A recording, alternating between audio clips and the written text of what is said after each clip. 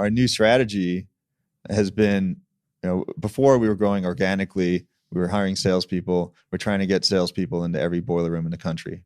Right now, our goal is, why are we trying to get in our salespeople in every boiler room in the country when there's somebody who goes into every boiler room in the country every day, at least one person.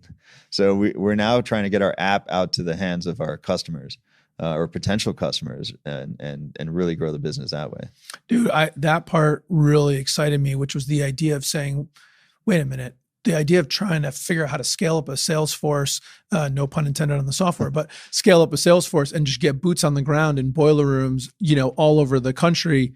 It's a massive undertaking. It's hard. Very hard. And the idea of saying, hey, you and I talked about really briefly, like the newest iPhone, has some LiDAR sort of technology built into it. If we can just have them go to the App Store, download our free app and take some pictures that we can upload and measure from here, like game changer. Yep. I mean, then you don't even have to. That's our dream. Then the dream isn't even national. Then the dream is global.